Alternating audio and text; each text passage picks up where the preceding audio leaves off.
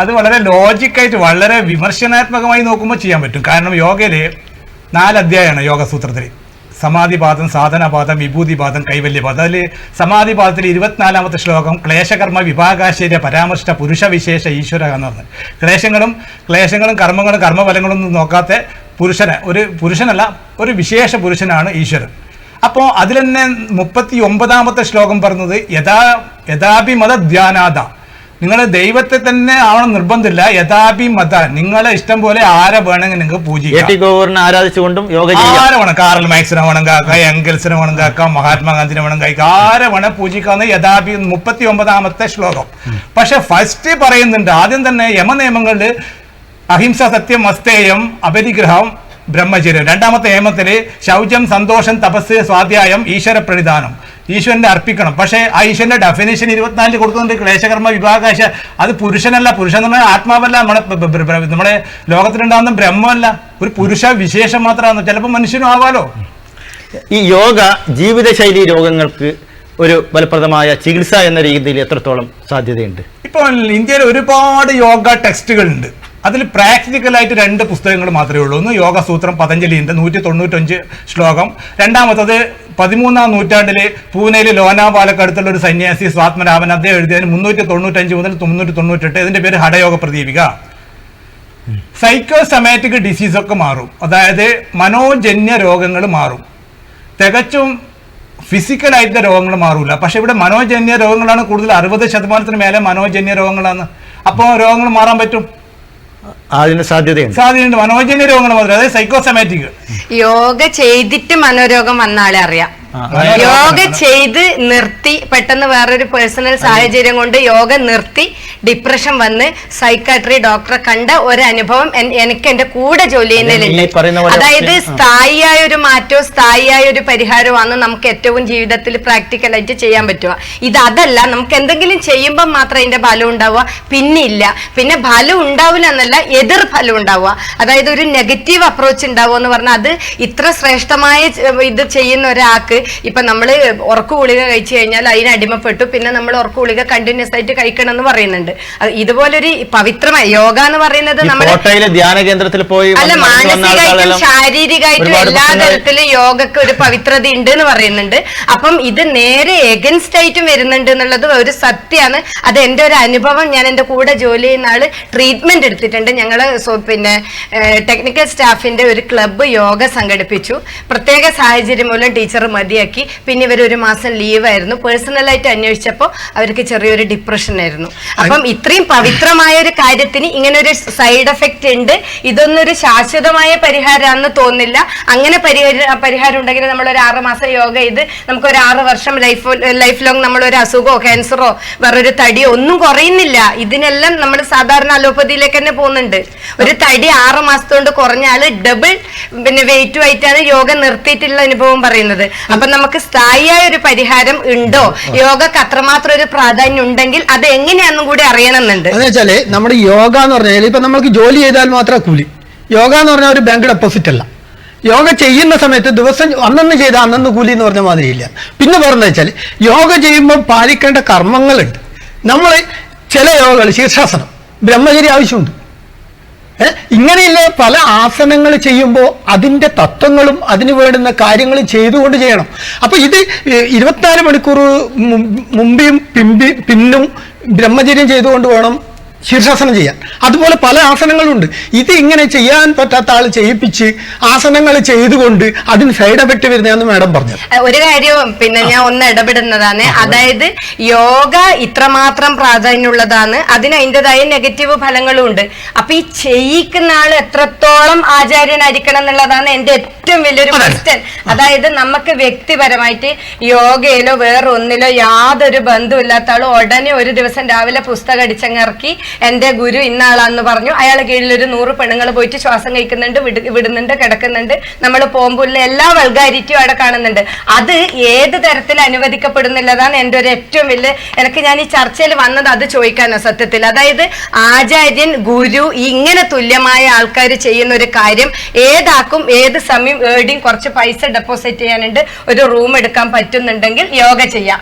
ആ ഒരു അവസ്ഥയിലേക്ക് നമ്മൾ മാറിയിട്ടുണ്ട്. ഇപ്പോൾ ആ ഒരു സത്യം പറഞ്ഞേ പറ്റൂ. അങ്ങനെ പ്രതികരിക്കുന്നു ആർക്കെ? നമ്മളൊരിക്കലും ആർക്ക് വേണ്ടിയും സംസാരിക്കുന്ന ഒരാളല്ല. പക്ഷേ സത്യങ്ങൾ പറഞ്ഞു എന്നുണ്ടെങ്കിൽ നമ്മൾ പറയുന്നത് മനോജന്യ രോഗങ്ങൾ, അതായത് സൈക്കോസൊമാറ്റിക് മനോജന്യ രോഗങ്ങൾ. പിന്നെ പലപ്പോഴും യോഗ ചെയ്യുമ്പോൾ ഈ മാനസിക രോഗങ്ങൾ വരുന്നത് പലരും ചക്രധ്യാനം ചെയ്യും. കുണ്ടലിനി യോഗേൻ്റെ ചക്രധ്യാനം ചെയ്യും. ഈ ചക്രധ്യാനം ചെയ്യുമ്പോൾ അതിന് ശ്രീമാൻ ശിവരാമട്ടൻ പറഞ്ഞതുപോലെ ബ്രഹ്മചര്യം ഒന്നുമില്ലെങ്കിൽ ചില സമയത്ത് പ്രശ്നങ്ങളുണ്ടാവും.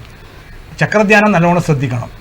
അത് അങ്ങനെ പഠിപ്പിക്കില്ല, ആരും പഠിപ്പിക്കില്ല. ചക്രധ്യാനം എന്ന് പറഞ്ഞാൽ മൂലാധാര, സ്വാധിഷ്ഠാന, മണിപൂരക, അനാഹത, വിശുദ്ധി, ആജ്ഞ എന്ന് പറഞ്ഞിട്ട് സഹസ്രാരം എന്ന് പറഞ്ഞിട്ട് 7 ചക്രങ്ങളിൽ മനസ്സ് വെച്ചിട്ട് മൂലാധാരത്തിൽ നിന്ന് സ്റ്റാർട്ട് ചെയ്യുന്നത്. അങ്ങനെ കുണ്ടലിനി യോഗ. അതിന് അശ്വിനി മുദ്ര എന്ന് പറയുന്ന മുദ്രയാണ് കുണ്ടലിനി ശക്തി ഉണരാൻ വേണ്ടി ചെയ്യുന്നത്. നമ്മുടെ ഗുദ അസ്ഥി എന്ന് പറയുക, ഗുദ അസ്ഥിൻ്റെ നമ്മുടെ മൂലാധാരം കൊണ്ട് പശുവൊക്കെ ചാണമിട്ടതിന് ശേഷം ഉള്ളതുപോലെ ആക്ഷൻ ഉണ്ടാക്കുമ്പോൾ ആ സുഷംന, അതുപോലെ തന്നെ ഇട പിങ്കള പറഞ്ഞ നാടി ചൂടാകുമ്പോൾ എനർജി മുകളിൽ തലയിലേക്ക് കയറും. ആ തലയിലേക്ക് കയറുമ്പോൾ നല്ലൊരു ഗുരുവിൻ്റെ കീഴിലല്ലെങ്കിൽ ചിലപ്പോൾ ഉന്മാദം ഉണ്ടാവും. അത് ചില ആൾക്കാർക്കൊക്കെ ഉണ്ടായിട്ട് കാര്യമായിട്ടുണ്ടത്. അപ്പോൾ ഈ ചക്രധ്യാനം വേണ്ടാണ്ട് കുണ്ടലിനി യോഗ അറിയാതെ ചെയ്യാൻ പാടില്ല. ഇപ്പം പല ആൾക്കാരും 3000 രൂപയൊക്കെ വാങ്ങിയിട്ട് ക്രിയായോഗ എന്ന് പറഞ്ഞിട്ട് തിരുവനന്തപുരമൊക്കെ പഠിപ്പിക്കുന്നുണ്ട്. അത് ശ്രദ്ധിക്കുന്നത് നന്നായിരിക്കും എന്ന് പറയുന്നത്. ഈ എളുപ്പത്തിൽ ചെയ്യാൻ പറ്റുന്ന, സാധാരണക്കാർക്ക് എളുപ്പത്തിൽ ചെയ്യാൻ പറ്റുന്ന എന്തെങ്കിലും ടിപ്സ്? എളുപ്പത്തിൽ ചെയ്യാൻ പറ്റുന്ന ടിപ്സ് ഒന്നും വേണ്ട, കിടക്കണ്ട, ഇരിക്കണ്ട. 30 കൊല്ലം യോഗ ചെയ്തിട്ട് അതിൻ്റെ റിസൾട്ട് വേണമെങ്കിൽ അവർക്ക് പറഞ്ഞു കൊടുക്കാം. ഒരു ദിവസം ഒരു 20 മിനിറ്റെങ്കിലും ഒരു ഒറ്റക്കാലിൽ നിൽക്കണം. വേറൊന്നും ചെയ്യണമെങ്കിൽ യോഗയും ചെയ്യേണ്ട, ധ്യാനവും ചെയ്യേണ്ട, ഒന്നും ചെയ്യേണ്ട. ഒറ്റക്കാലിൽ ഒരു 20 മിനിറ്റെങ്കിലും. 20 മിനിറ്റ് ത്രൂ ഔട്ട് ചെയ്യണമെന്നില്ല, തുടർച്ചയായിട്ട് 20 മിനിറ്റില്ല. ഒരു 2-3 മിനിറ്റ് ചെയ്ത് അടുത്ത 2-3 മിനിറ്റ് ചെയ്ത് പറ്റുമെങ്കിൽ ഒരു കാലിൽ നിൽക്കുക. പിന്നെ വേണ്ടത് നമ്മുടെ പെൺകുട്ടിയുടെ ഹൈ ഹീൽഡ് ചപ്പലിടുന്നില്ലേ, ആ ചപ്പൽ ഇങ്ങോട്ട് ഊരിയതിന് ശേഷം നമ്മുടെ ഉപ്പുറ്റി മടമ്പ് മുകളിലോട്ടുണ്ട്. അതുപോലെ ഒരു 15 മിനിറ്റ് പൂച്ച നെരിയൊക്കെ നടക്കുമ്പോൾ ഒരു 15 മിനിറ്റ് നടക്കുക. പിന്നെ കാല് 40 വയസ്സിന് ശേഷമുള്ള ആൾ നിർബന്ധമായിട്ട് കാല് ഉരസീറ്റ് നടക്കണം. നിലത്ത് ഉപ്പിറ്റി മുട്ടണം, ഉരസീറ്റ് നടക്കണം ഒരു 10 മിനിറ്റ്. പിന്നെ വേണമെങ്കിൽ ഏതെങ്കിലും ഒരു പോയിന്റിൽ, അത് അകത്തായിക്കോട്ടെ പുറത്തായിക്കോട്ടെ, ഇനി അതിനൊന്നും വിഷമം ഉണ്ടെങ്കിൽ ഒരു വിളക്ക് കത്തിച്ചിട്ടോ അല്ലെങ്കിൽ മെഴുകുതിരിയോ അല്ലെങ്കിൽ ഏറ്റവും വാട്ട് കുറഞ്ഞിട്ടില്ല കാവാട്ടിൻ്റെ ഒക്കെ ബൾബുണ്ട്, പിന്നെ നമ്മുടെ LED ബൾബ്, അത് വെച്ചിട്ട് അതിലേക്ക് നോക്കുക. നിങ്ങൾ ധ്യാനമൊന്നും ചെയ്യേണ്ട, യോഗയൊന്നും ചെയ്യേണ്ട. ഇത്തരം കാര്യങ്ങൾ ചെയ്ത് കഴിഞ്ഞാൽ നിങ്ങൾക്ക് വളരെ ഗുണമുണ്ടാവും. പിന്നെ 1, 2, 3 മുദ്രകളൊക്കെ ചെയ്യണം. മുദ്രയൊക്കെ ചെയ്താൽ വളരെ ഗുണമുണ്ടാവും. മുദ്രകൾ ഉദാഹരണമായിട്ട് ഇപ്പോൾ നമ്മുടെ ഡയബറ്റിക് പേഷ്യൻ്റ്, ഒരു പ്രമേഹ രോഗമുള്ള ഒരാൾ ഈ മുദ്ര ചെയ്യണം.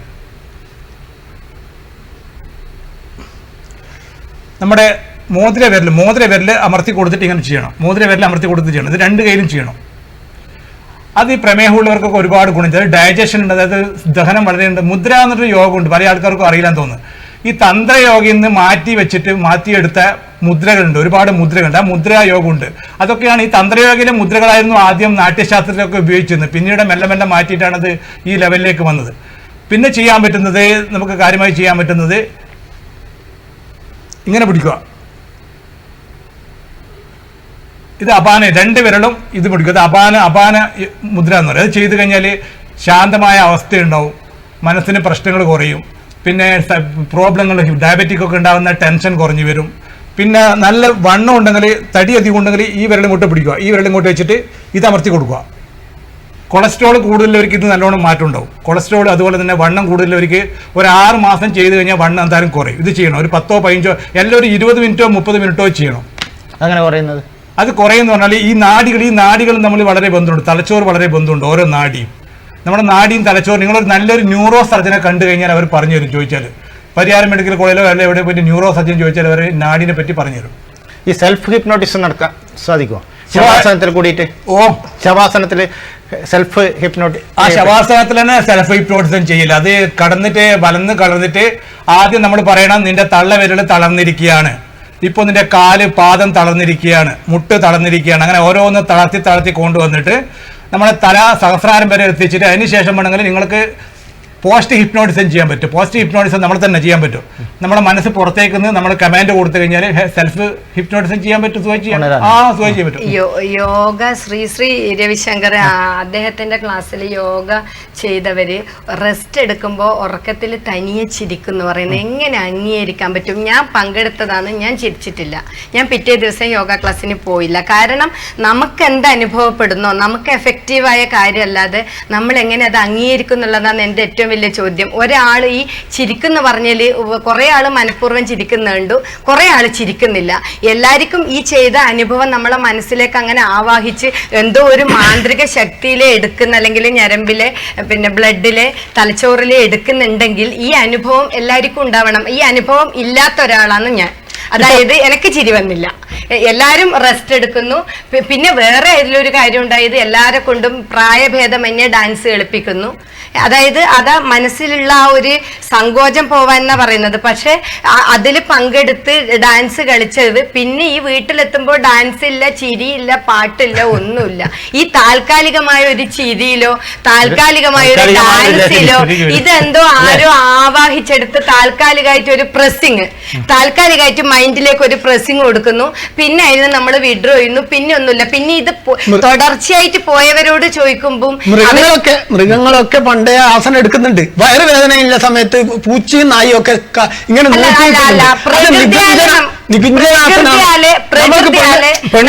സ്ത്രീകൾക്ക് ഉണ്ടാക്കുന്ന വയറുവേദനക്ക് നികുഞ്ചാസനം ചെയ്യുക.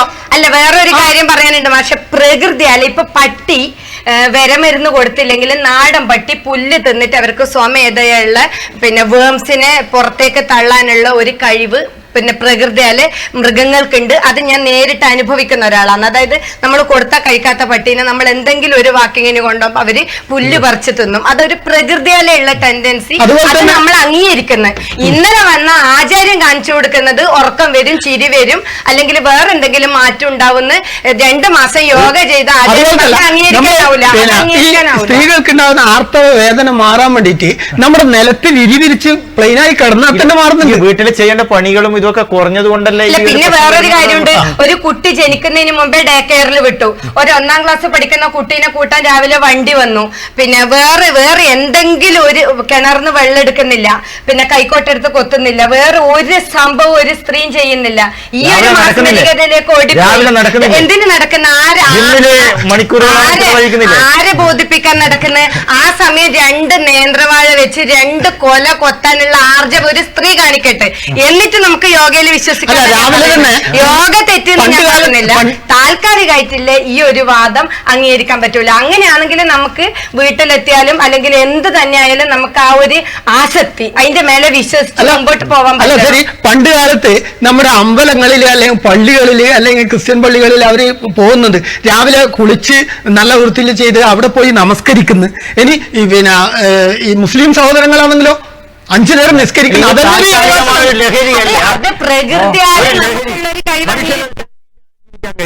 അത് ചിലപ്പോ മദ്യമാവാം, ഇതുപോലെ ഭക്തിയാവാം, യോഗയാവാം, സ്വർണത്തോടുള്ളതാവാം, പണത്തിനോടുള്ള ഒരു ലഹരി ഇല്ലാതെ ജീവിക്കാൻ കഴിയും. അപ്പൊ ഇതൊരു തരം ലഹരിയല്ലേ നൽകുന്നത്. 100% ലഹരി തന്നെയാണ്. 100% സമ്മതിക്കുന്നു. കാരണം ശങ്കരാചാര്യ വളരെ പ്രശസ്തമായ പുസ്തകത്തിന്റെ പേര് സൗന്ദര്യ ലഹരി എന്നാണ്. ലഹരി ഇല്ലാണ്ടൊന്നും ജീവിക്കാൻ കഴിയില്ല. കാരണം മനുഷ്യന് ട്രാൻസ് എന്നിട്ടൊരു അവസ്ഥയുണ്ട്. അതുകൊണ്ടാണ് ഇസ്ലാമിൽ ട്രാൻസ് കുറഞ്ഞത് കൊണ്ടാണ് രണ്ടാമത് സൂഫിസ് ഉണ്ടാകേണ്ടി വന്നത്. അതിന് സമാധി എന്ന് പറയും. എല്ലാ സൃഷ്ടികളും നടക്കുന്നത് ട്രാൻസിലാണ്. ഏത് സൃഷ്ടികളും. ചില എഴുത്തുകാരൊക്കെ പറയും ഞാൻ രാത്രി എഴുതിയത് ഞാൻ അറിയില്ല, രാവിലെ നോക്കുമ്പോൾ ഞാനിത് എഴുതിയതോ ഞാൻ അത്ഭുതപ്പെടുന്നു. അത് ട്രാൻസിൽ എഴുതുന്നതാണ്. ഒരു കുട്ടിക്ക് ജന്മം കൊടുക്കുന്നത് പോലും ട്രാൻസിലാണ്. നിങ്ങളൊക്കെ കല്യാണം കഴിച്ചവരോട് ചോദിച്ചാൽ മതി.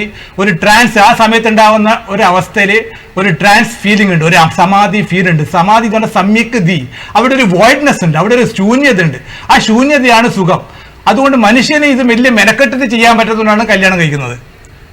ഈ ഒരു വ്യക്തിനെ ആവാഹിച്ചാൽ ഈ ഒരു സുഖം കിട്ടോ, ഈ ഒരു കഴിവ് കിട്ടോ? ഒരു വ്യക്തിനെ നമ്മളിപ്പോ ഒരു യോഗ ആചാര്യനെ മനസ്സ് കണ്ടിട്ട് ഇപ്പൊ ഈ പിന്നെ ഇദ്ദേഹം പറഞ്ഞ പോലെ നമുക്കൊരു കഴിവ് കിട്ടോ?